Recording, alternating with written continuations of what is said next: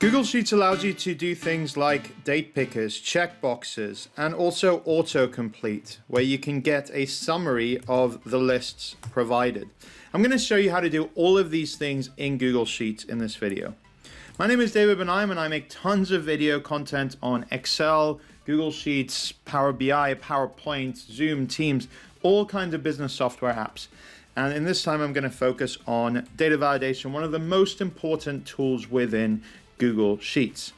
Now, I love this feature in Google Sheets. In fact, despite being an Excel MVP and loving Excel for the most part, I think Excel does a pretty poor job at data validation, whereas Google gets it right.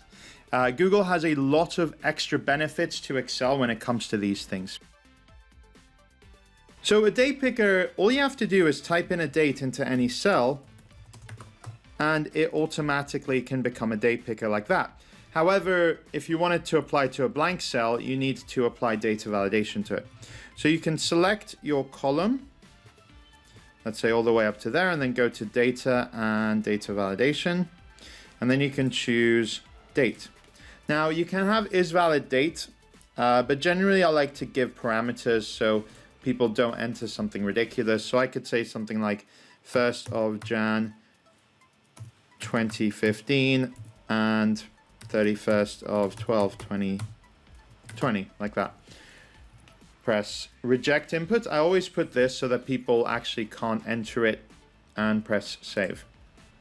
Now you have the date picker just by double clicking on the cell. That's all you need to do. Now I did put in the parameters. You can get a little bit more sophisticated with that, but just to show you, if you enter text, it tells you there's a problem. And also if you enter a date in 2001, it tells you there's a problem. Let's do some more advanced date scenarios. So let's select this text again, go to data and then data validation. And then we're going to choose somewhere in the middle of the month. Now, to be unambiguous, I like to do 6th of July, 2020. And I'm also going to say equals today plus 7.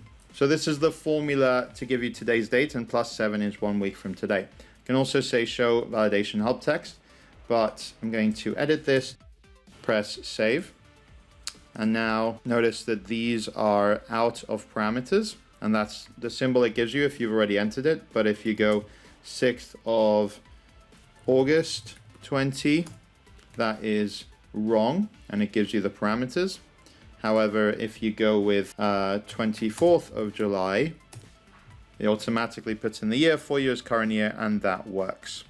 So yeah, that is some advanced date stuff. I like to do the 3 characters for the month because sometimes it's ambiguous whether you're in the day, month, year, or month, day, year settings. I know that you can adjust it through File and then Spreadsheet Settings, and then here change the locale, but sometimes it detects it in the wrong one, and this just makes it unambiguous between different users. You can just sort of do it to the replied thing. So I'm going to select some things there, and you can go insert checkbox like that. If you do have different colors, then it does automatically do it to match the color scheme. Now, if you want to get rid of them, or if you want to go more sophisticated, you can choose in data validation checkbox. So that's an option here. So by default, checked is true and unchecked is false if you want to use it in sum ifs or count ifs or other formulas. However, you can choose it to be anything you want by typing in something here as well. So known, unknown, whatever it is. And then you have the same options here. You can also remove validation that way. The other way you can remove checkboxes is for some reason in the edit menu and remove checkboxes.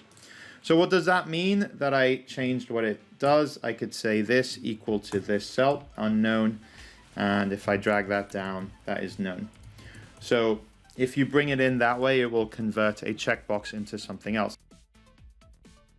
When you have a big list, this is the pain of a non-searchable drop-down list. You have to constantly look at it, and the word you're looking for is not necessarily the beginning of the list, versus when you can just search like that, and you can search by country, by city, etc., it would still give you these options. So what you can do is you can select something and go to data and data validation, and then choose a list from a range. That's the most common type. And then I've got here the names. Now I'm going to leave some blanks, and you'll see why in a second.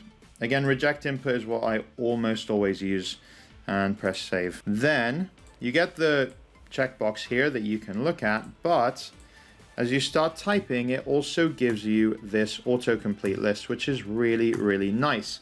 Excel doesn't do this. Notice how the gender formula column that I already wrote populates for those.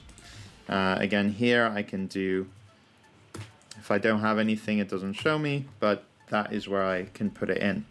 Now, a few other things. Notice that even though I did put in some blanks, the blanks don't show up in the options. It just keeps adding it there. If I add something new, then if I go here,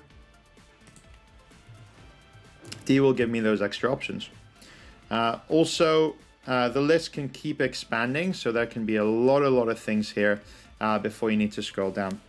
So I love that about it. Another thing that is different here is if I have some duplicates, so Jack, Jill, Harold, like that, then it actually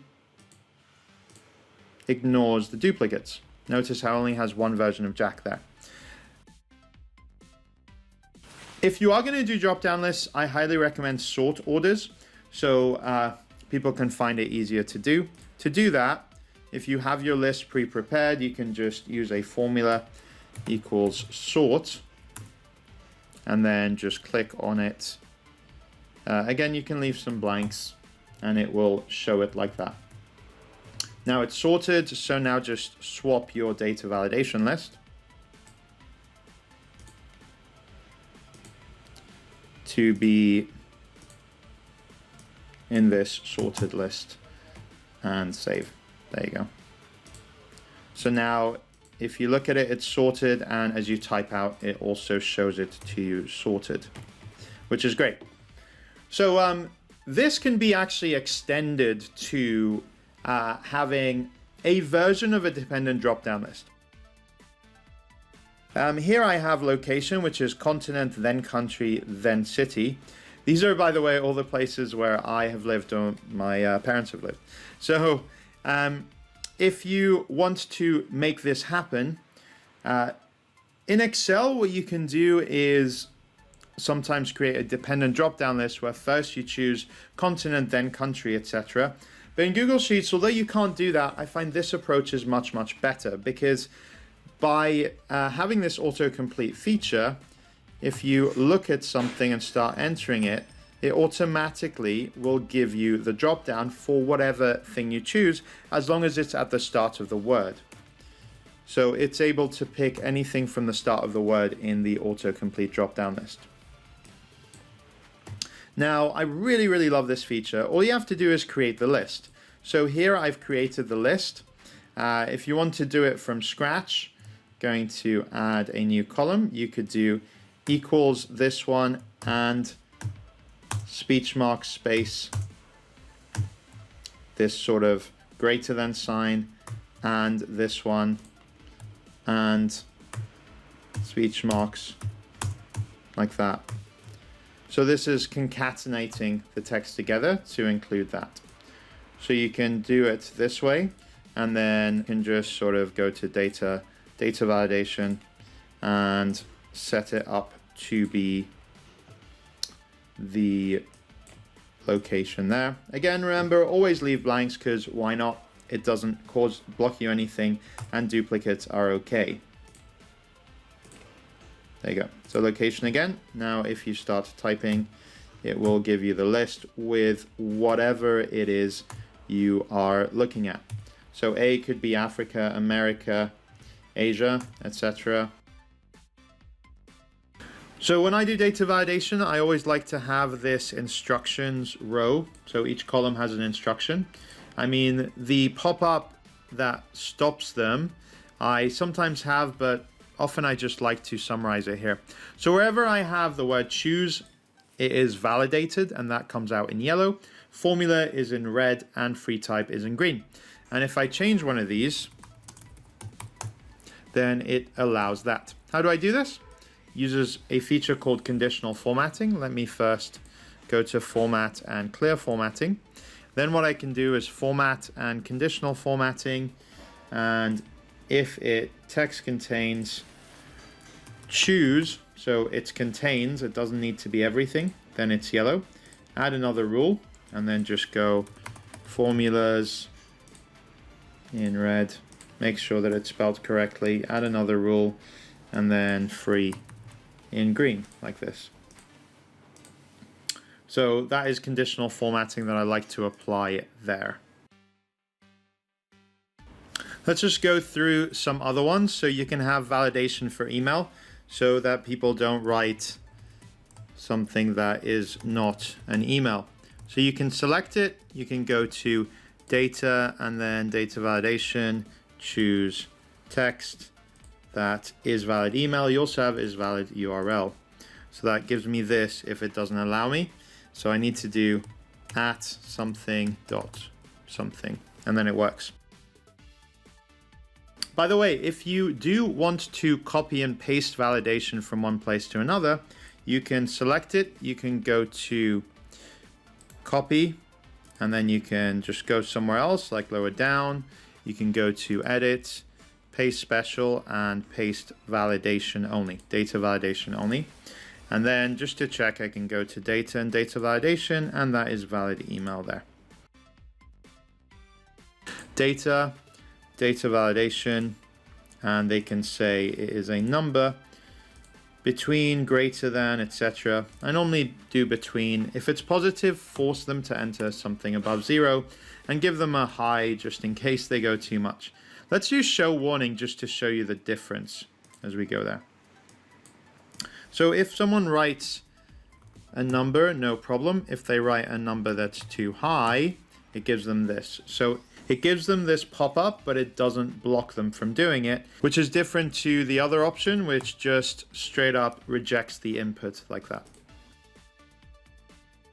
Data validation of text that contains something. So it can contain the word test like this. Press save, and then this one is invalid. Something else will bring that up. If you want to edit it, just select it, click data and data validation, and then you can just edit it here, but you can also remove it this way. Finally, a couple of other tips for data entry. So I do love using this feature. This is called alternating colors. And this is applied to the whole range. I can very quickly just select them. And what that does is if you add a new column or a new row, it will automatically take that extra formatting, which is nice. Excel does something similar called tables, but Excel's is a different take on it. And the other thing I like is this grouping feature. So I have a theory that people who are entering data should always be able to see the first and the last column of their data, so they feel less overwhelmed. I hate using the hide feature because that implies that people often forget the data is hidden, but this is a more structured approach that you can have. This is called grouping. The way to do that is just select your columns and then go to data and then choose group like this. You can have multi-layered groups. You can also right-click them to expand or collapse all, etc. Then finally, I give it a label manually and I say, expand for details like this. All right, so that is my video on data validation in Google Sheets. If you like this video, please consider hitting the subscribe button because I have tons more videos coming out all the time on this sort of technology. Thanks for watching.